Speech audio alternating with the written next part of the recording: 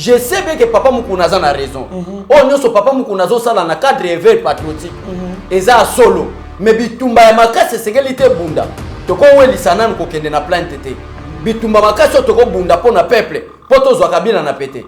Il faut d'abord dissolution ya parlement. Pourquoi nazolo bana banda ko taquer parlement? Pourquoi mikolo be mission nazolo ka moyen to dissoudre parlement?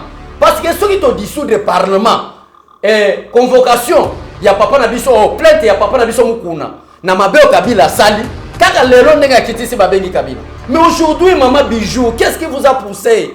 Et pour la prouver que bako bimana bino ezala ki ya solo, ba vu bouquet de fleurs batie lio. Kaka place au lelaki. Place Alexis Tambwe mamba lelisa ki yo. Asambwisa ki yo. Kaka place wana Alexis Tambwe makeko yebisa ba sénateur en coulisses que non. Pona yebisa bino ki azako lukanga to bima. Eloko alikangezaka ba fleurs. Zelana tiela ba fleurs o ndenge akosala.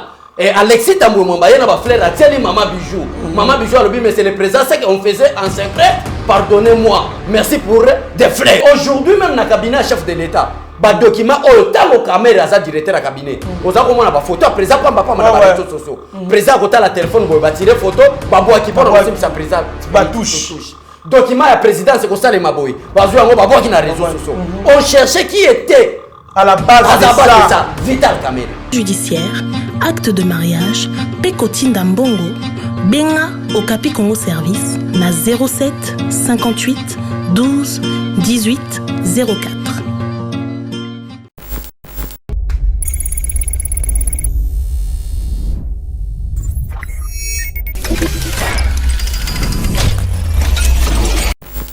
Bonjour mesdames et messieurs, bienvenue dans notre émission Éveil patriotique avec Abbé Cholé. Nous allons parler de l'actualité politique de notre pays autour de ce qui s'est passé tout au long de cette semaine. Sans plus tarder, Abbé Cholé, bonjour. Bonjour Ndegonanga Trésor, bonjour Bandegonyo Sobalanda Abiso na cadre Éveil patriotique na chaîne Abiso Yeba TV. Toye vraiment les lots aux amalamu ndege mboka na biso za toujours malamu. En tout cas, merci beaucoup à mon grand frère Stéphane Kankou et maman Wangelou. La première, mon grand frère Bibert Chimbalanga, Didier Ipenge. En tout cas, merci beaucoup. Sans plus tarder, Abbé Cholé. Enfin, Joseph Kabila accusé, ou ça tient déjà une plainte officiellement.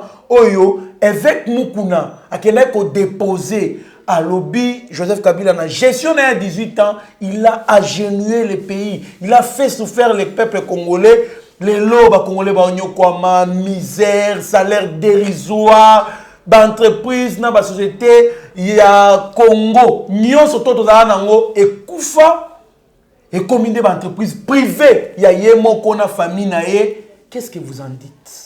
Merci beaucoup, vraiment la meilleure question. Réponse aux questions, tout le monde a répondu à deux volets. Voilà. Premier volet, c'est une bonne chose.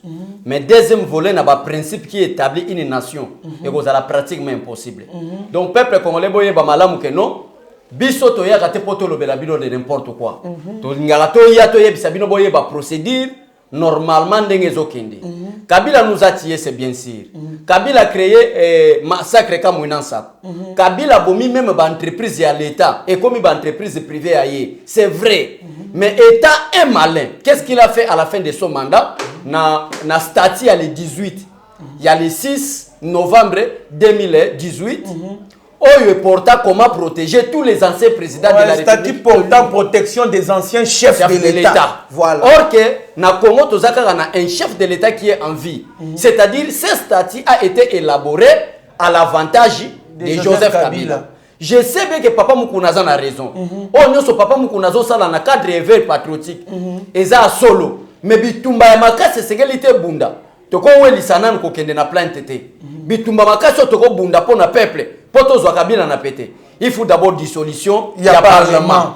Ozolanda puisque pour la ba immunité voilà. Il faut en parler. Voilà, eza bitumba moko makasi ko leka plainte à Kabila. Parce que Kabila azane na Congo, azane interdiction ya ko bima libanda mboka. Kabila nenga zala. Ah bon, azane na famille na informé. Je vous dis la vérité.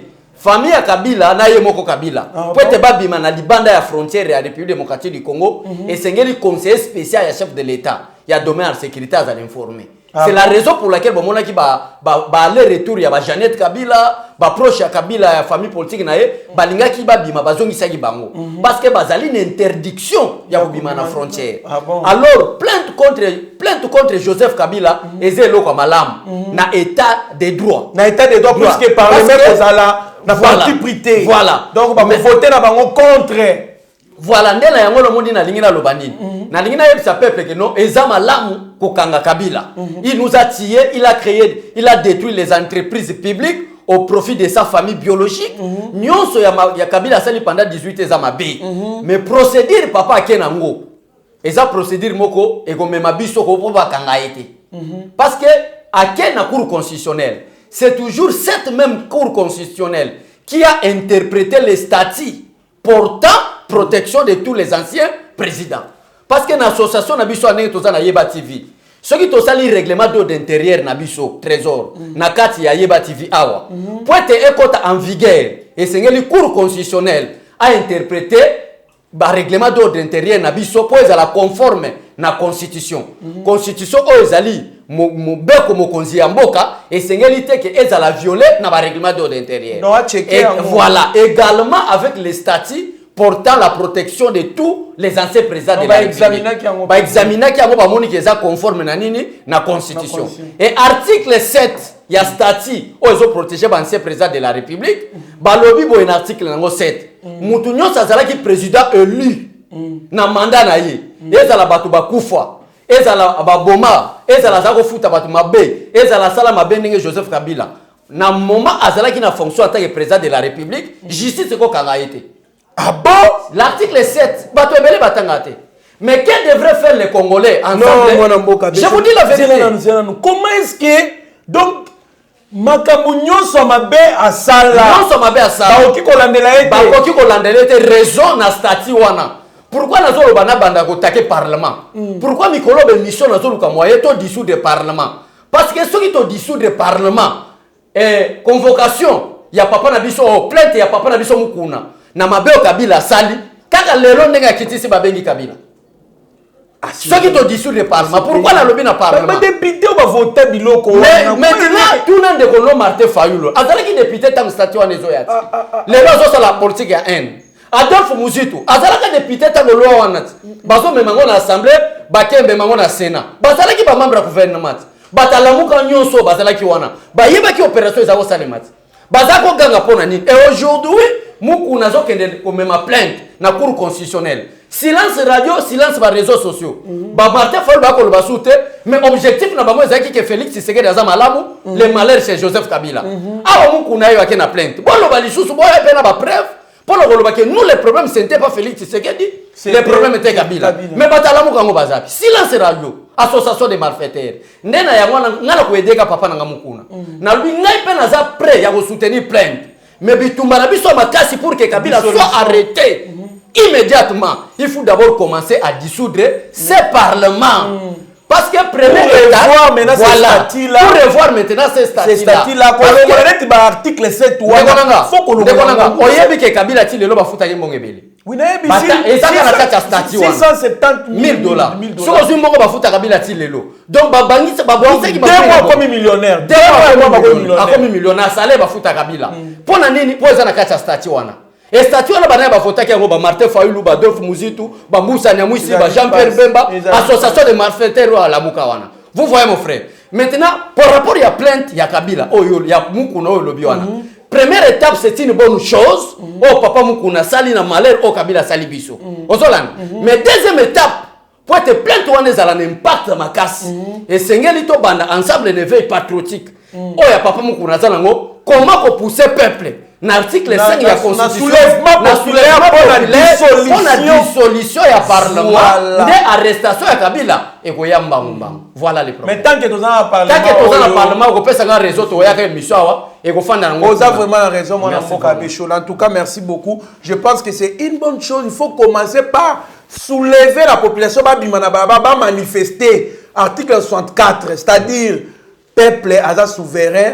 Peuple a qui manifester pacifiquement pour les locaux yo ba se pela na ngoti Alors, tellement peuple souverain, il faut ba bimananzela, ba manifester mécontentement na bango na parlement oyo, bazali majoritaire, ba dissoudre yango comme ça ba kokiko la nela. Ancien chef de l'État Kitoko. Mon amour Kabé Chole, enfin les tout-puissants ATM, les tout-puissants Alexis Tambwe Mwamba s'est excusé. Non, si quelqu'un est un indiscipliné politique, pourquoi Robin est tout puissant? Non, pourquoi j'ai dit ça? Pourquoi excusez-moi, rappelez au nom de oui, oui. Dans le Parlement, à l'époque, avec le ministre interpellé, un député était en train de causer, pendant que lui parlait, il causait, ceux qui n'ont téléphone, ceux qui n'ont nini. Il y a l'oba, quand Tambwe Mwamba parle, moi je me. Tout le monde s'était. Bayembi fait s'excuser à Boya. Il fallait qu'un chef à gouvernement à l'époque, a dit non, papa, il faut s'excuser. Tambwe Mwamba, na Maman Bijou, je suis vraiment désolé. Public, en direct, il y a chaîne nationale. Ba humilier yo. Ceux qui bossent qui bolingo, ceux qui bossent qui bolingo te, et tala qui ba vie privée na bino na ba sentiment na bino corporel, ça n'engage pas le peuple congolais. Mais et l'autre c'est qui biso passi pour na makambu na yo biso tokota, étant une femme, Félix Tshisekedi est en train de faire la promotion de la femme congolaise.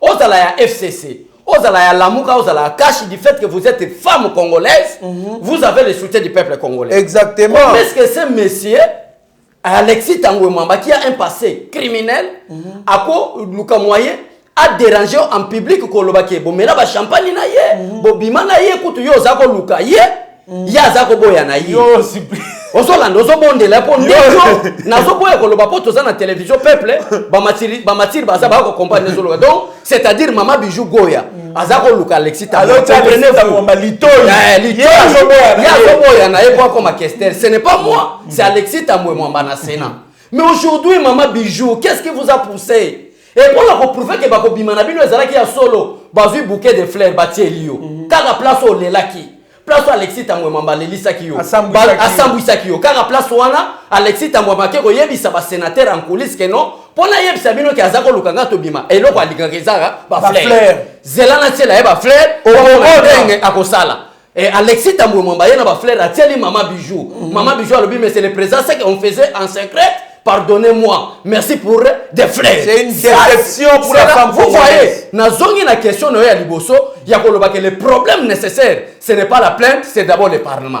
Vous voyez quelle sorte de sénateur, vous voyez mon frère, Batabouania, et en français, Babengi Sénat Nabiso, chambre haute, chambre des sages. Voilà. Pourquoi Babengi moi chambre haute? Parce que l'Assemblée nationale est la chambre basse. Place où Bamonike ba loi, peut-être ba voter na loyenge.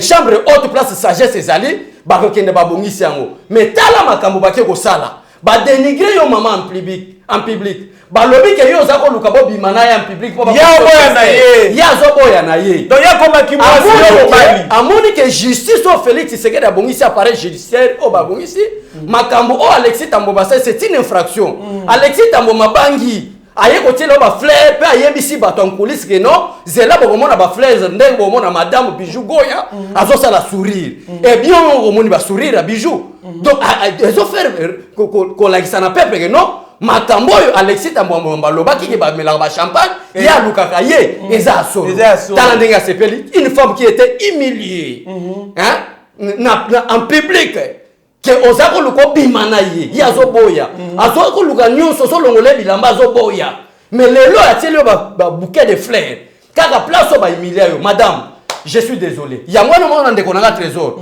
na lobby ke mbala mona papa na biso mukuna attaquer d'abord une veille patriotique comment est-ce que le président peut dissoudre le parlement conformément à l'article 148 vous voyez dissolution tala lelo Bijou Goya.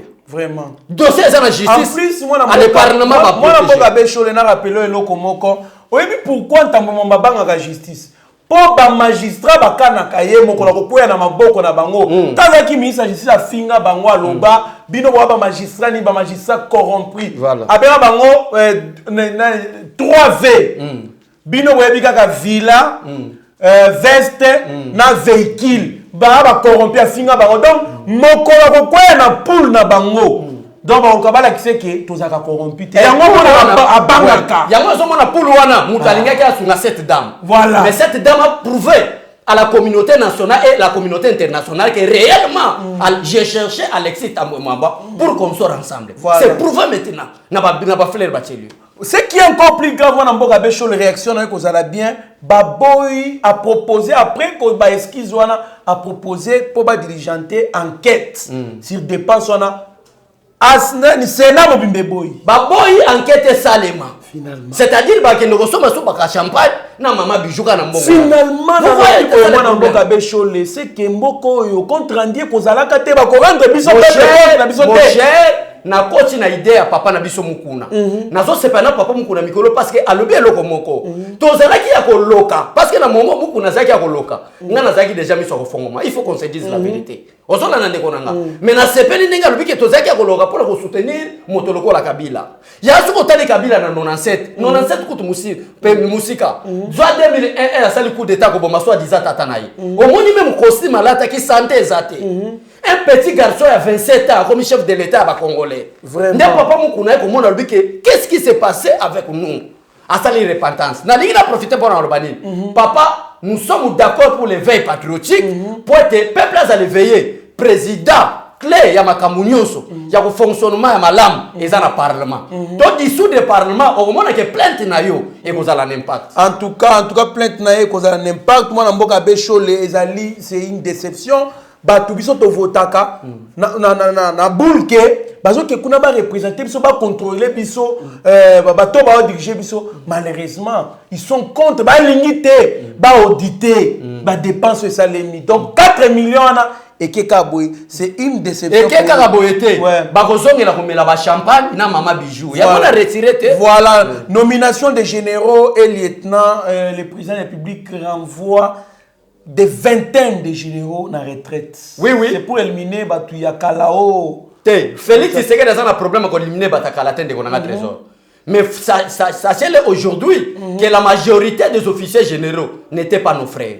Yango zako mona guerre à est pays et zako silambango te. C'était le sujet rwandais burundais. Et président Félix Tshisekedi a compris quoi faire.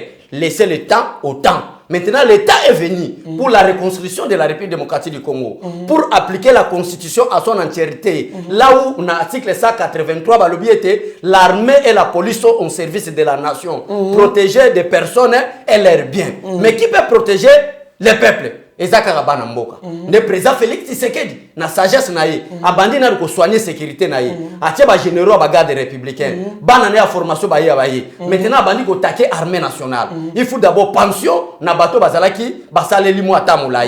Wana za terme politique. Mais na ba étranger pe mususu bazana katebele. Ba écarter bango maintenant parce que nouvelle génération au fatia ko tia armée à solo. Ne kota na place. Pe apesi pété, y a ba lieutenant général na batumi sato. Et je crois malamuke à la prochaine tozo zo Congo ya chef d'état-major général na adjoint naye pour na unifier armée nationale. Ah bon. Wana na si ba eza coalition te ba oyo kanate. Et l'armée c'est l'armée c'est le domaine du président de la République. C'est vrai. C'est je vous dis. Là si vraiment kuna eza domaine ya yemoko. Peuple congolais. Ouais, question de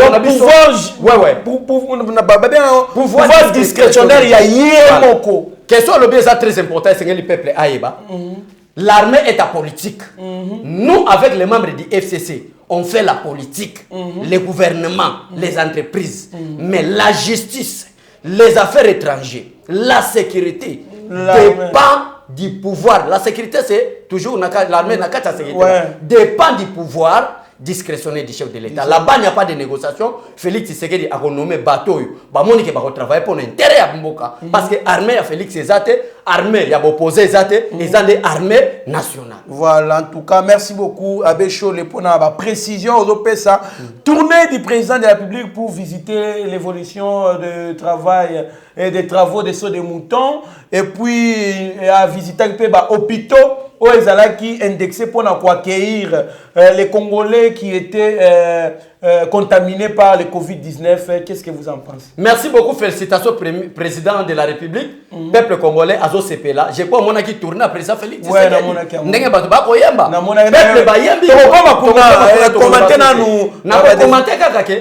ceux qui ont tali saut de mouton, il y a Pascal. Otali il y a des bonhommes. Otali na Oyo, il y a Mandela. Na boulevard, il y a au moins qu'ils ont avancé.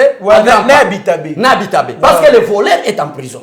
Et aujourd'hui, même dans le cabinet chef de l'État, les documents, autant au caméra, ça directeur à cabinet. Aux gens qui ont photo, président, pas dans les réseaux sociaux. Président, quand la téléphone, il va tirer photo, il qui prend sa président, touche. Document à présidence, c'est comme ça les maboy. Parce que on va qui dans les réseaux sociaux. On cherchait qui était à la base de ça. Vital Kamerhe. Je prouve et j'approuve que depuis il est aux arrêts, le document est président de la République. Ils ont fuité dans les réseaux sociaux. C'est-à-dire, ndenge ka baloba na lingala omoni ndoki nani belela ndoki azana ya mwana lobby toyoki na epeso za ki bato ide peso ba ko accompagner président bazoyemba Vital Kamerhe azonga lisusu te Vital Kamerhe azonga lisusu te. Qu'est-ce qui ne va pas? Peuple congolais ba yiniet.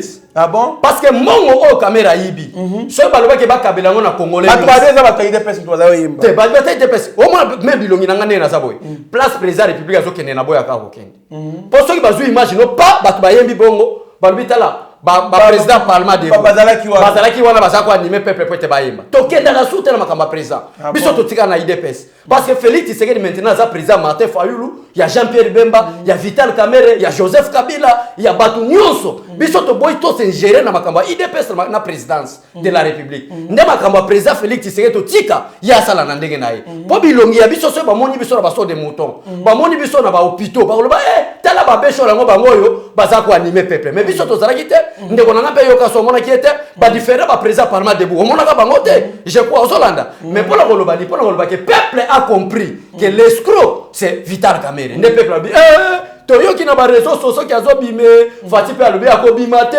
la justice est indépendante vous voyez ça c'est clair, c'est comme ça les choses se passent mais ba lobby il paraît que les 11 wana INC azosenga procès à la télévisée parce qu'il paraît que ba secret comme ma kosakana te ba kotanga ba komba batu avant to comme la question que makale komi quartier général il y a INC ouais bata INC oyebi pourquoi procès à Vital Kamerhe batiango le 11 date musika boy po ba yebi si ba avocat Vital Kamerhe la justice n'a pas de problème avec Vital Kamerhe allez faire des enquêtes des recherches il y a des documents pour prouver innocence en année il y a Kamerhe parce que nous la justice nous sommes aussi d'accord et donc nous avons des preuves qui prouvent que Vital Kamerhe n'est pas innocent. C'est lui le voleur principal.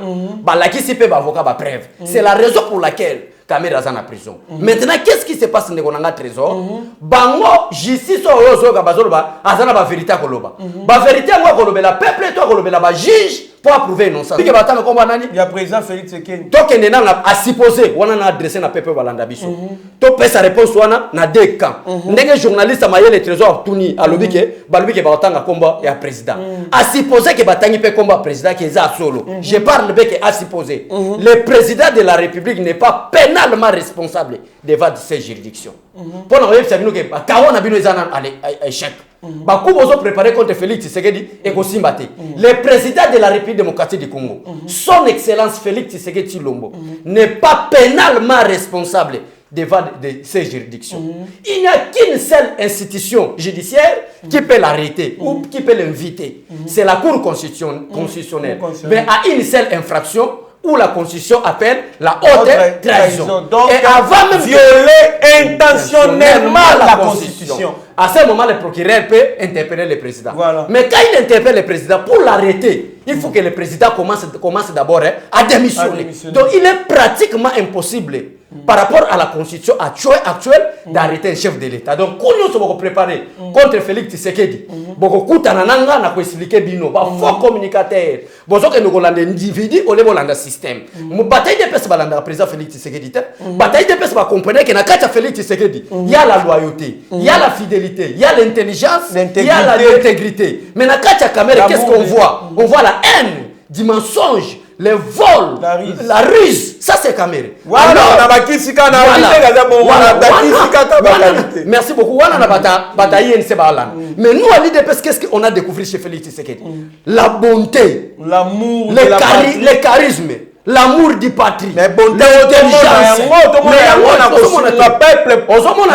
Peuple dans sens bato bazo tche ba koka jambo wana ba kende musika mwana mboka bato nous sommes tia ba président Félix Tshisekedi ba koka jambo démocratiquement c'est bien. Oui. Parce que nous ne sommes pas à un système dictatorial.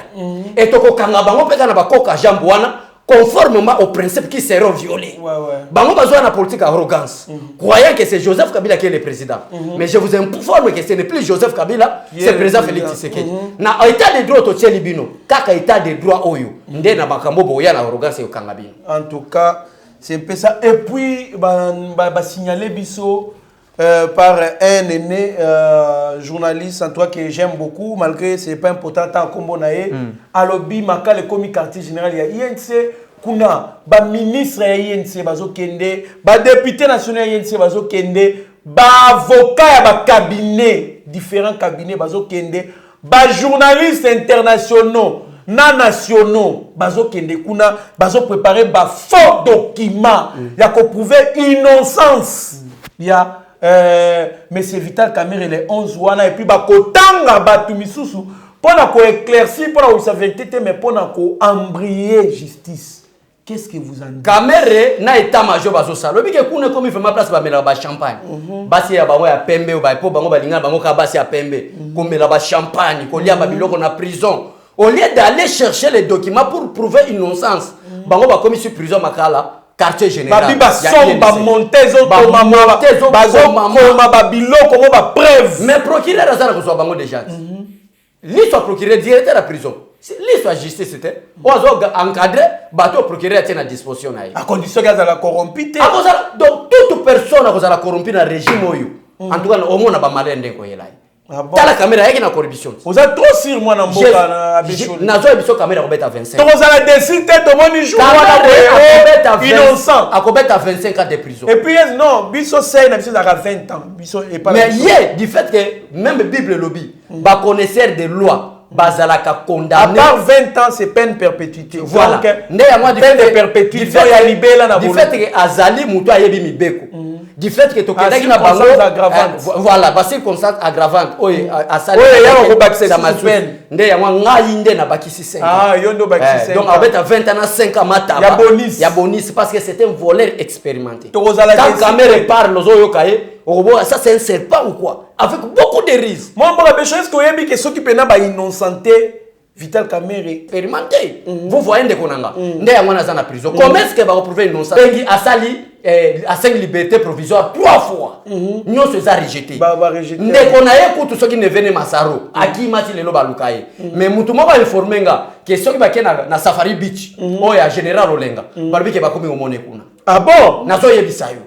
Balobi ke bazo mone ba côté wana kuna. Mais qu'est-ce qui ne va pas? Qu'est-ce qui se fait que apparemment c'est comme si Batouya ils ont Batoumo va protéger Batouya Mabé.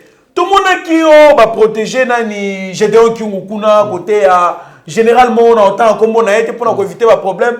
Tout le monde a tout sous députés nationaux. Il y a Okatanga baloba boya qui arrestation à l'immédiate nae. Qu'est-ce qui ne va pas? Le problème est qu'il y a des années. Oui. Félix Tshisekedi à travers son parti politique IDPS est seul.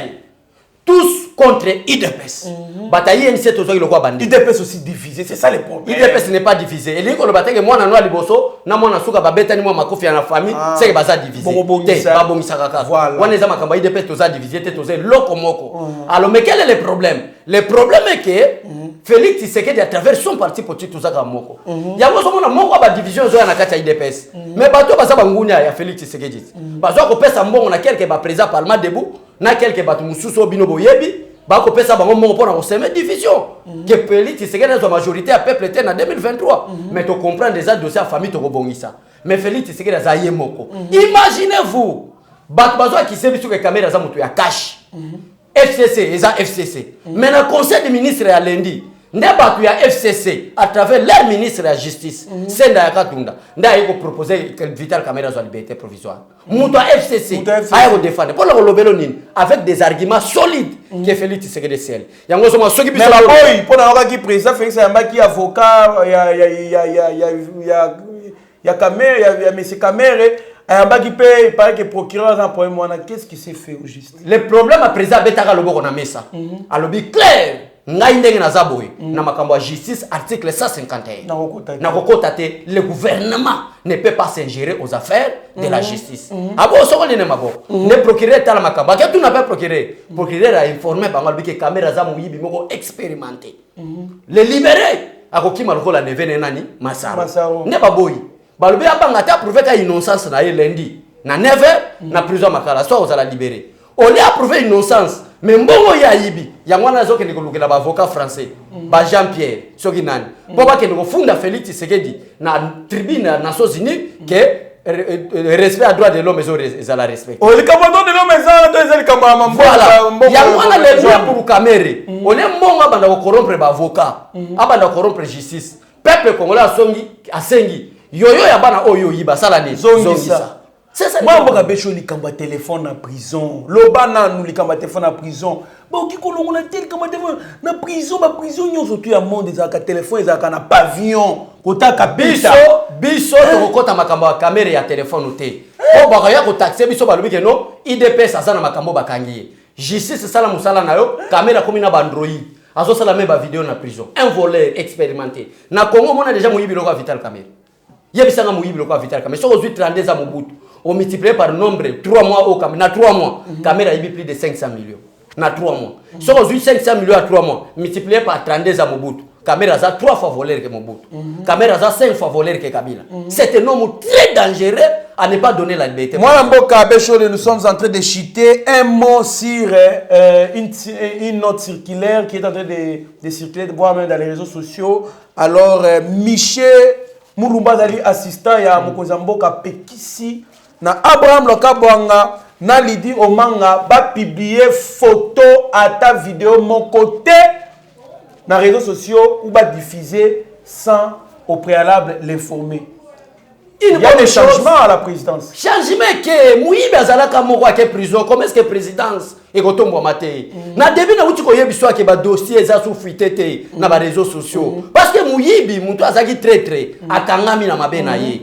Nde yango zomona ndeko na biso yo Michel Moulumba awuti ko sala message pona koloba ko yebisa Lidi Omanga o azali na obédience ya INC na lwakabu nga malgré mutai DPS mais azape na obédience ya INC parce que baza ko travailler en complicité pour Félix Tshisekedi. Imaginez vous même chef d'azana kati ya douche comment est-ce que bobo ka photo na kati ba réseaux sociaux ça c'est blaguer avec Félix ou comment nde la ngala to comprendre que Muyibi ici qu'est-ce qu'on doit faire tout ça sérieux koti. Et président à bientôt, azo balaye cabinet, azo balaye gouvernement. Qui vivra verra. Faites confiance au président Félix Tshisekedi. C'est un ensemble qui fait nous quitter. Pour moi, la meilleure gestion, il y a haut niveau, n'engagez totombo la Congo et dignité à peuple congolais. Auto bungi sango depuis 1960 et Rosonga Nanzela. Merci beaucoup Fatih Beto, que Dieu vous bénisse. En tout cas, que Dieu vous bénisse. Et là, c'est une information.